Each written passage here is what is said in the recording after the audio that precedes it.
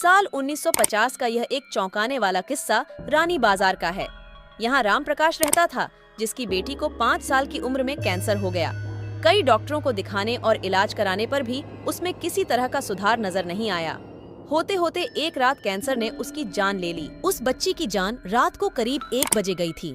उसी रात को पास के ही एक गांव की महिला मोहिनी को एक ट्रक ने टक्कर मार दी थी। मोहिनी के परिवार वालों ने पूरी विधि के साथ उसे अंतिम विदाई दी। अब बच्ची के परिवार वाले भी उसे दफनाने के लिए जंगल की तरफ निकले। जंगल जाते समय अचानक से उस लड़की के शरीर में हलचल हुई। सभी हैरान हो गए कि मृत लड़की का शरीर कैसे हिल रहा है। थोड़ी ही देर में लड़की जिंदा हो गई और उसके परिवार वाले खुशी खुशी उसे अपने साथ घर ले आए।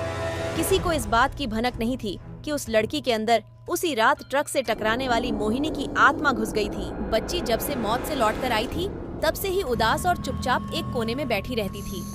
एक दिन उसकी माँ ने उसे खुद अपने हाथों से खाना खिलाया और मामा के घर लेकर जाने की बात कही। खाना खिलाकर उसे अच्छे से तैयार करके वो उसे अपने मायके ले गई।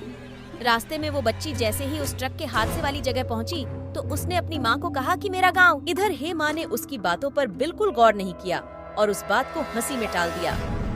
कुछ ही देर में वो अपनी बेटी के मामा यानी अपने भाई के घर पहुंच गई।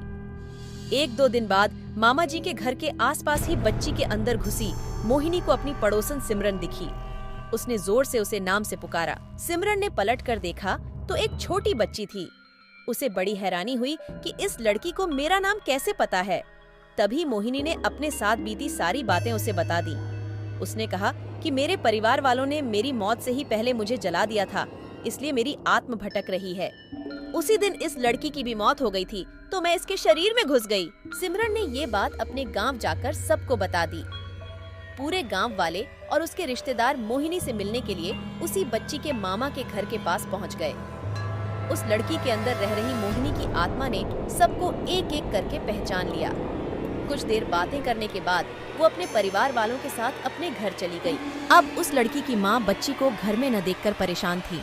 जब उसे पता चला कि वो कुछ लोगों के साथ दूसरे गांव गई है, तो वो उसे बुलाने के लिए चली गई।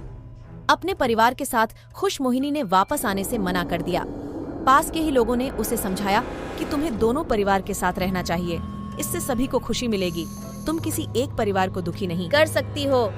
इस बात को सुनने के बाद लड़की के शरीर में रह रही मोहिनी अपनी माँ के साथ वापस आने के लिए राजी हो गई। अब वो दोनों परिवारों के साथ खुशी खुशी रहने लगी।